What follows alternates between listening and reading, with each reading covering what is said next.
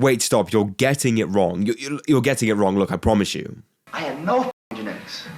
I had no genetics.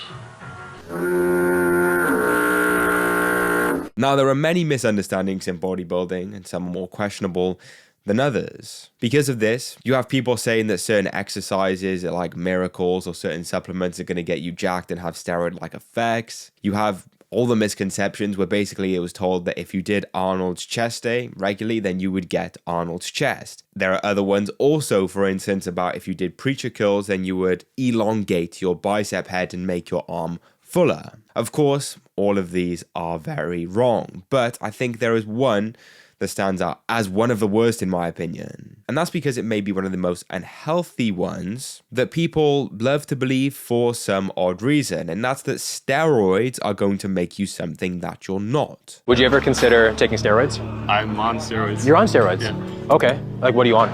Tested primo. And how long have you been on it for? It's been 12 weeks now. 12 weeks. And have you noticed like crazy gains? Yeah. And how long were you training naturally before that? About a year. A year. How old are you? I'm 21. 21. Yeah. Damn, dude. Just for the aesthetics. Damn. For the looks, yeah. Okay, so have you noticed any negative side effects from starting? Not really. My blood work's been pretty good. So often I see in comments of videos of guys who are jacked, who are at the Mr. Olympia, who make great transformations or something like that. Steroids do wonders. You don't realize how effective steroids are until you take them. Oh, wow, steroids are really effective. Oh, the reason why Nick Walker and all these guys look like that is just because of steroids. Like, yes, in a sense, but depending on what statement you said, no, like, it doesn't work like that. Like, for instance, yes, you're not going to be at the Mr. Olympia level or look like Nick Walker, Samson Dowd, or anything like that unless you take steroids. But again, they're not miracle drugs. They're not going to turn you into these guys. Like, people have a misconception that even if you have bad genetics, terrible genetics even, if you take steroids, then you're going to build incredible muscle and you'll look like these freaky bodybuilders, Arnold Schwarzenegger level, Dorian Yates level, Ronnie Coleman level, Jay Cutler level. That's just not how it works. I even had one of the most brain-boggling comments I've ever received here, which is quite long, so if you want to pause it, then feel free. But he basically just says that genetics don't mean as much as people make them out to be, and that the only difference between someone who has good and bad genetics is the time it takes for them to build muscle, and if anyone goes on steroids, they can get to a Mr. Olympia level physique. But I think a lot of maybe aspiring kids who just want to maybe look like me or look like a pro bodybuilder, they'd be like, no, I got to take this, but he's lying. I need more to be like that. Why don't I look like that? And they don't see A, my amazing genetics, shout out to my parents for that. And then B, the 10 years of work I put in that. Which, to be honest, if that came from a teenager, that would be okay. But it came from someone who claimed to have 20 years of experience in the industry. But thankfully, you did have other people in the comments, including this guy, who basically said that you need those genetics to react to those steroids, which is entirely true. Now, the thing is, is just for some brief context, the whole thing that preceded this was a video that I made called They're Lying About Their Genetics. Now, the way that people perceived that video was basically me saying that these guys are lying about their genetics, and it's not the genetics that got them to that level, it's the fact that they went on steroids. If anyone is at the Mr. Olympia, then they have top tier A class, one of one in a million? A million. Genetics. The whole idea behind the Mr. Olympia is that these are the best physiques in the world. You need genetics for that. The same way that the Olympics is so praised is because these are the best athletes in the world, genetically speaking now. Of course, hard work plays a role. And that couldn't be further from the point of the whole video.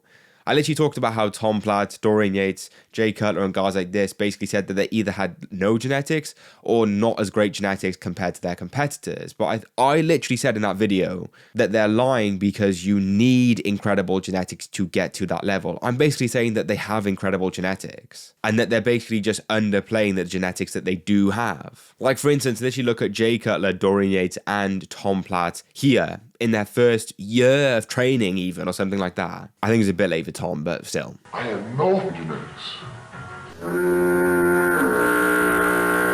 And so yeah, the reception to that video was quite confusing, to be honest. Because ultimately bodybuilding is a mix of loads of different types of genetics where you basically have to be perfect to be that Chris Bumstead level, for instance. where yes, steroids do in fact play a big role, but even still, genetics tie a lot into that as well.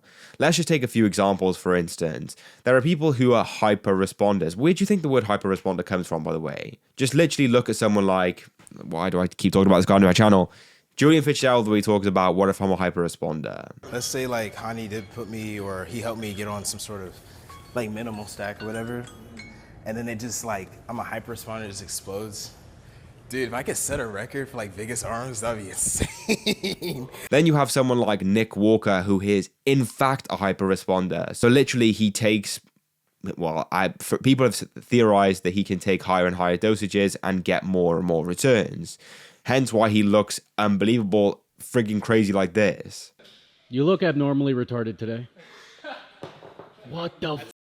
Great description. Abnormally retarded? Did I hear that right? Yep. What does that even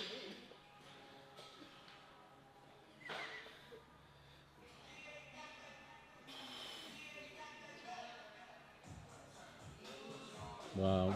Whereas there's other people who literally take steroids and react terribly to them. They get little to no anabolic effect, or they do get in some way anabolic effect, but it's not to the level that you'd think, and they think that by upping the dosages, they're going to get greater returns, which doesn't work for all people. Look at someone like Ryan Russo, for instance, who was, I don't know how big he was, to be honest, but he was a personality who was throughout the 2010s in fitness YouTube, who basically was popular for just taking a bunch of gear, and he ended up going a bit mad from it. But as you can see from his genetics, they're not the best. Coach Colton just literally made a video on this guy, basically talking about he was taking all this gear, but for what? Moving forward in the timeline, it didn't take very long for Ryan to start abusing steroids before he would maybe run TRT or not at all any kind of testosterone replacement, and then just use SARMs as the main mechanism to his drug enhancement. At this time, he would actually start mixing SARMs and steroids together frequently, all to achieve a physique that didn't look entirely healthy, desirable, or to be honest, even big. And I'm not trying to be rude here, but this is a critical thing to point out in all of this. The kid is abusing globs of steroids and SARMs, which are completely experimental compounds not approved for human consumption, to get what exactly? And so you have two different examples there. Literally take someone like Ryan Russo,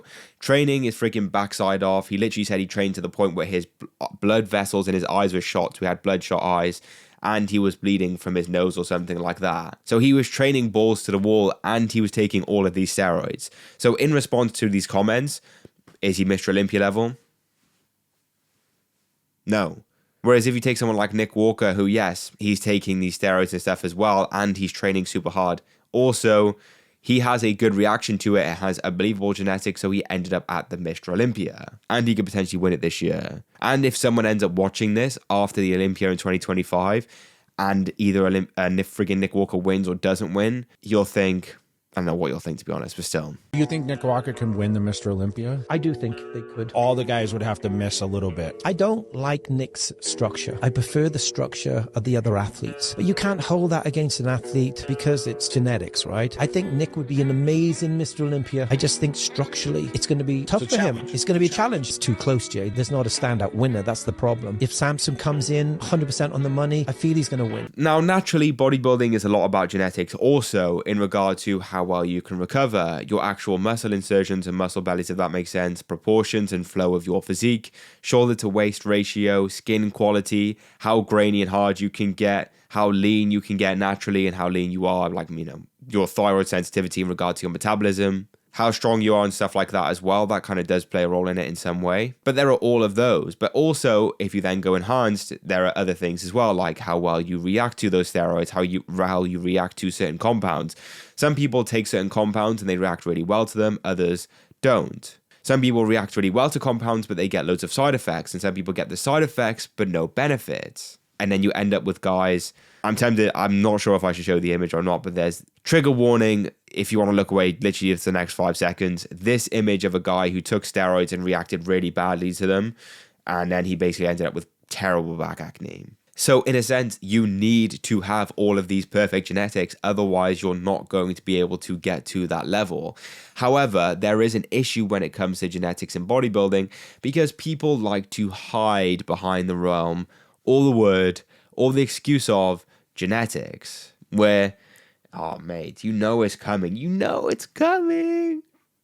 1 in a million. 1 in a million. 1 in a million. 1 in a million. 1 in a million. 1 in a million. 1 in a million. 1 in a million. 1 in a million. 1 in a million. 1 in a million. 1 in a million. 1 in a million. 1 in a million. Yes, where there you get this 1 in a million, 1 in a gazillion, where you see it so often. And the point is, right, is 1 in a million kind of makes sense, right?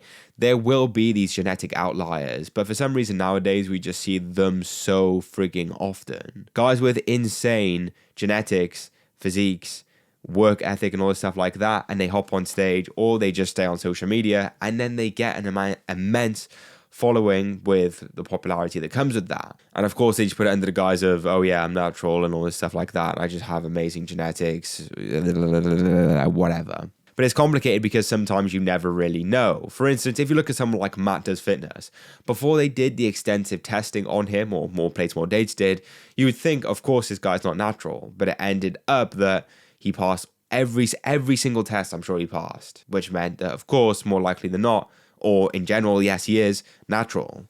Whereas you wouldn't really guess that. Whereas if you look at someone like bleeding friggin' Julian Fitzgerald, Hussein Farhad, Alex Eubank before he admitted to taking TRT, Gorilla, like all these guys, you would think potentially that on that edge of they're not, I'm not sure. And then, I don't know. So at the end of the day, although it's very complicated, I can assure you that bodybuilding is based solely on genetics. If you don't have the genetics, you're not going to go far in the sport, even to the level of being able to react to those steroids that people think are going to change you into something that you're not.